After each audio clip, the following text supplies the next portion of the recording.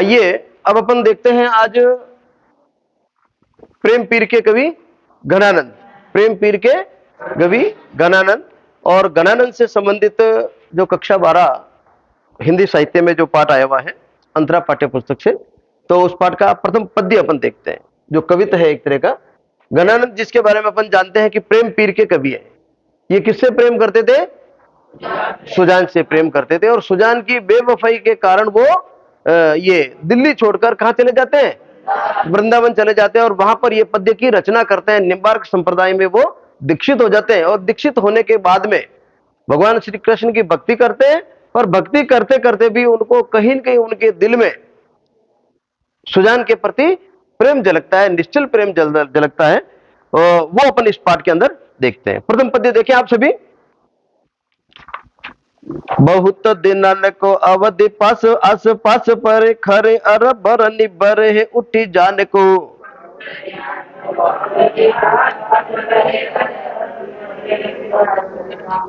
सभी एक साथ बोले इसको। बहुत दिनन को अवधि आस पास पर खरे अरबर निबर है उठी जान को।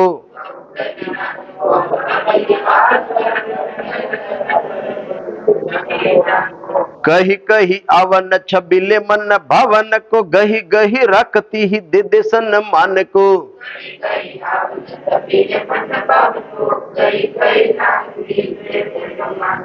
कही कही आवन छबिले मन भावन को गही गही रखती ही दे दे सम्मान को।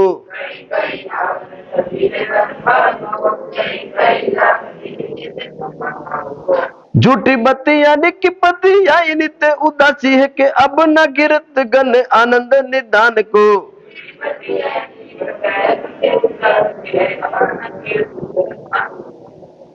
झूठी बत्तियां निकी पतिया नित्य उदासी ही के अब न गिरत गन आनंद निदान को।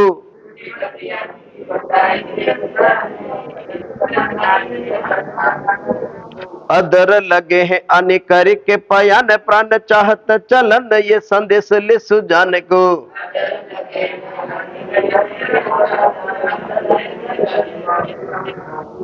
अदर लगे हैं अनिकर ये अदर लगे हैं अनिकर के पयान प्राण चाहत चलन ये संदेश ले सुजान को।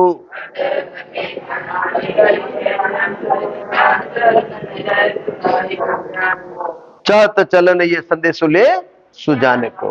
तो ये प्रथम जो है छंद कवित है। क्या एक प्रकार की कवित है, कविता नहीं कवित कहते हैं इसको। और भाषा कौन सी है? ब्रज। तो छंद कवित, छंद भाषा ब्रज और गेयिता का गुण इसको गा रहे हैं।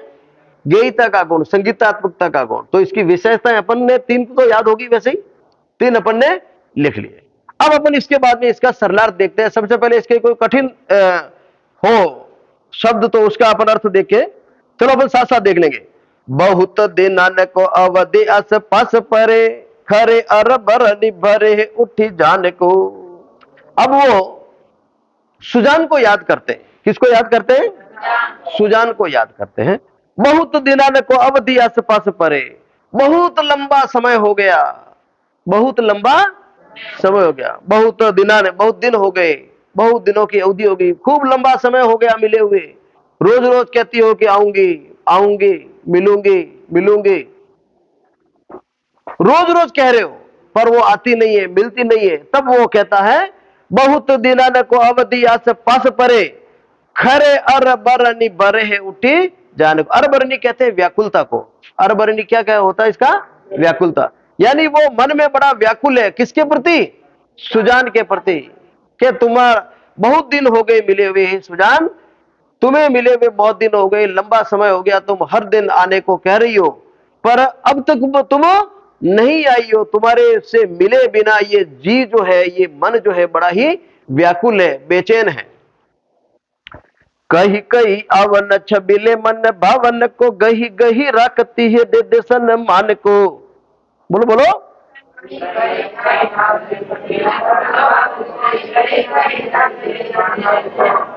कहीं कहीं आवन छबीले मन भावन को। तू अपने मन, ये छैल छबीले मन को, यानी तुम्हारा जो व्यवहार है कैसा है? छबीला है, मन भावन है। तुम्हारा व्यवहार कैसा है? मन भावन। कहीं कहीं आवन छबीले मन भावन को। बार बार हमेशा कहती है कि हमेशा तुम्हें कहा जाता है, कहीं कहीं बार बार कहने के बाद, या रोज आने का कहती है, रोज आने का कहती है, रोज आने का कहने के बाद में रोज, या मैं रोज आने का तुम्हें कहूंगी तो एक बार मन भावन, जो मेरे मन भावन कौन यहां पर सुजान के लिए आया।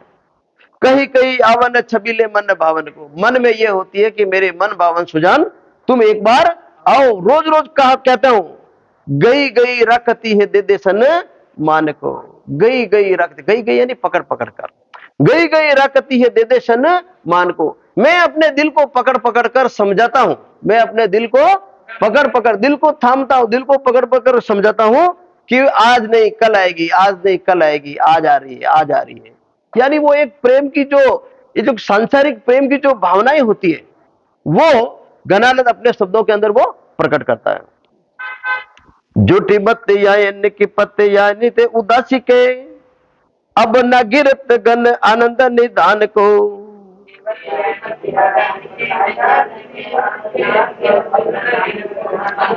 झूठी यानी झूठी, बत्तियां यानी बातें, झूठी बातें। आने का कहे और नहीं आया तो झूठ बात होगी, आने का कहे और नहीं आया तो झूठ बात हुई कि नहीं? झूठी बातें। झूठी बत्ती यानी कि पति यानी ते उदास है। पति यानी अपन क्या नहीं पोटावणो, मारणी क्यों पोटावणो, यानी उसको मन में बहलाना, मन में, यानी तुम्हारी झूठी बातों से मेरा मन को जब बहलता है, तुम्हारी झूठी बातों से जब मेरा मन बहलता है, और तुम्हारी बातों से जब मेरा मन बहलता है और फिर लगता है कि ये बात झूठी है, मतलब मन अपनी बात की और उससे मन बहला कि ठीक है भाई आ जाएंगे, और नहीं आया, बात झूठी हो गई, तो मन में क्या हुई? खुशी हुई, उदासी हुई? उदासी हुई।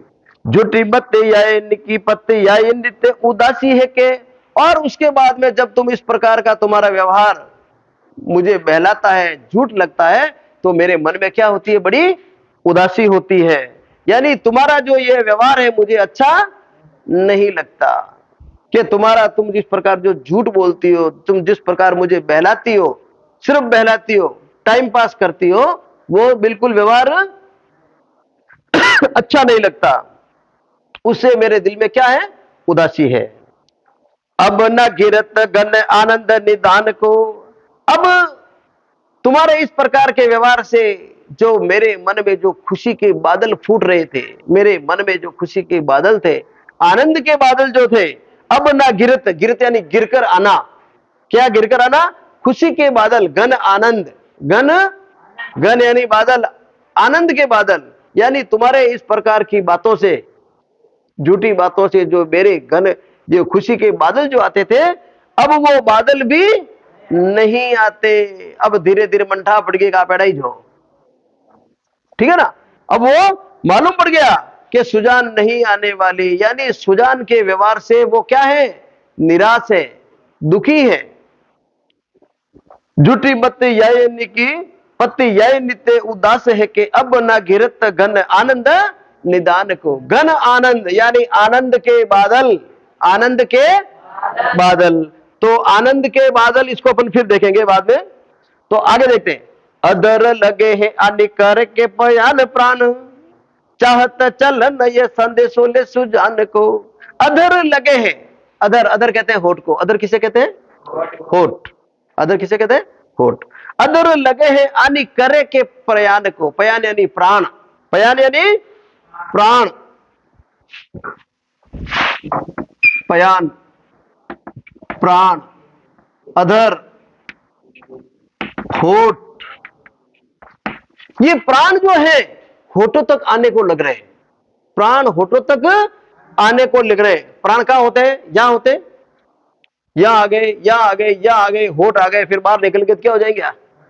मतलब यानी प्राण होठों तक आने लग गए हैं, प्राण होठों तक आ गए, यानी कभी भी जा सकते हैं, कभी भी मर सकते हो, तुम्हारे विरह में कभी भी मर सकता हूं। कौन कह रहा है? गणानंद कह रहा है। अदर लगे हैं अनि करे ये प्राण को, अदर लगे हैं अनि कर के पयान प्राण। ये प्राण जो है पयान का मतलब होता है प्रयाण, ये प्राण नहीं होता है, प्रयाण। प्रयाण का मतलब होता है रवाना होना। प्रयाण का मतलब क्या होता है? रवाना होना, निकलना। और प्राण का मतलब होता है प्राण। प्राण का मतलब होता है श्वास। श्वास निकलना चाहता है। ये जो श्वास है कहां तक आ गए? होठों तक आ गए। श्वास कहां तक आ गए? होठों तक आ गए। अब ये कभी भी निकल सकते हैं। कौन कह रहा है? किसके लिए कह रहा है? सुजान के लिए कह रहा है। ठीक है, यानी इस शाब्दिक अर्थ का यदि अपन भावार्थ करें तो घनानंद सुजान के दर्शन की अभिलाषा रखता है कि एक बार मेरे प्राण निकलने से पहले सुजान तुम दर्शन दे दो। हे सुजान, एक बार मेरे प्राण निकलने से पहले एक बार तुम आकर मिलो। तो सुजान से मिलने की अभिलाषा इसके अंदर प्रकट की गई है ना? तो इस पूरे पद्य का प्रसंग यदि कहा जाए, प्रसंग क्या हो गया? समझ में आ गया? प्रसंग ये हो गया कि घनानंद अपनी प्रेमिका सुजान के दर्शन की अभिलाषा रखता है। उसके दर्शनों के कारण से वो व्याकुल है, उसके व्यवहार से वो दुखी है, परेशान है। और उसके बाद में इसका अर्थ हो जाएगा। और अर्थ के अंदर अपन ने देख ही लिया कि सबसे पहली बात तो अपन को इसको शब्दों का अर्थ आना चाहिए। शब्दों का अर्थ आने के बाद में जब इसका अर्थ करेंगे तो मोटे मोटे रूप से इसका अर्थ यह है कि वो सुजान के प्रति बड़ा व्याकुल है। सुजान उसको बार बार मिलने का कहती है, और जब जब भी वो मिलने का कहती है तो वो बड़ा व्याकुल होता है, बड़ा उत्सुक होता है। पर जब वो सुजान नहीं आती है तो वो सुजान को क्या मानता है?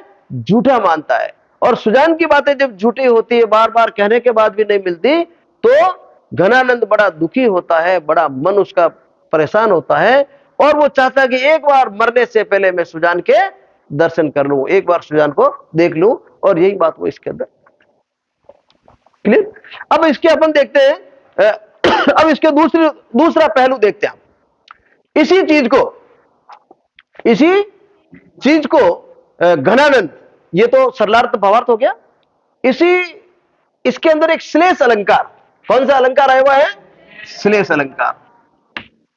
इसके अंदर दो चीज आई हुई है, एक तो मन भावन, मन भावन, एक आता है घन आनंद, घन आनंद, एक आता है सुजान। तीन शब्द है, ध्यान से समझिए आप इस चीज को। इन तीनों को कवि की विशेषता है। इन तीनों को मन भावन यानी मन को भाने वाला कौन? श्री कृष्ण।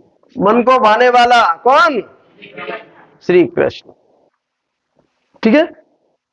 घन आनंद, घन किसे कहते हैं? बादल को। घन किसे कहते हैं? बादल को। और आनंद यानी आनंद देने वाला, बादलों में आनंद देता है। बादल को घन, घन से घन श्याम, बादल को घनश्याम भी कहते हैं और कृष्ण को घनश्याम भी कहते हैं। तो घन आनंद का यहां पर भी क्या हो जाएगा? आनंद देने वाला कौन? श्री कृष्ण। कौन? और सुजान को यदि अपन संधि विच्छेद करें, सु यानी अच्छा, जन यानी जन, अच्छा जन कौन? श्री कृष्ण। श्रेष्ठ जन कौन है? श्री कृष्ण। तो घनानंद किसको याद कर रहा है? श्री कृष्ण को याद कर रहा है। और पूरे पद्य का यदि अपन अर्थ करें तो यह हो सकता है कि घनानंद श्री कृष्ण की स्तुति करता है, आराधना करता है, उसकी भक्ति में डूबा हुआ है, बार बार डूबा हुआ है। हे कृष्ण, एक बार मरने से पहले आप मुझे दर्शन दे दें। और इस प्रकार बार बार याद करने के बाद भी आप नहीं आ रहे हैं, बार बार याद करने के बाद भी आप मुझे दर्शन नहीं दे रहे हैं, तो मेरा मन बड़ा व्याकुल हो रहा है, मैं बड़ा दुखी होता हूं, मैं बड़ा उदास होता हूं। हो सकता है? अरे हो सकता है कि नहीं हो सकता है? सुजान को भूल जाए थोड़ी देर के लिए, थोड़ी देर के लिए ये अर्थ कीजिए। हो सकता है कि नहीं हो सकता है? हो सकता है। श्लेष अलंकार हुआ कि नहीं हुआ? श्लेष अलंकार। क्लियर? बैठ गई? तो परीक्षा के अंदर अब पहला, अच्छा सबसे पहले तो इसके अलंकार देख लेते हैं। कहीं कहीं कौन सा है? पुनरुक्ति, पुनः दे दे कौन सा है? पुनरुक्ति। गिरत घन कौन सा है? अनुप्रास। 6 का अनुप्रास है ना भाई। घन आनंद ये श्लेष अलंकार है। देखो कौन सा भाई, अनुप्रास तो है ये, पर घन आनंद यहां पर सुजान के लिए भी कह रहा है, सुजान के लिए भी कि तू मिलेगी, मतलब मेरे मतलब आनंद के बादल अब नहीं आ रहे हैं, यानी तू आएगी, ये मन में सोचकर मेरे मन में क्या आ रहे हैं, आनंद के बादल आ रहे हैं, पर अब वो आनंद के बादल नहीं आ रहे हैं। पर ये आनंद के बादल का मतलब क्या हो सकता है, श्री कृष्ण भी होता है, श्री कृष्ण भी हो सकता है। तो ये घन आनंद, पयान, ये सब आगे बाकी के बैठ गए।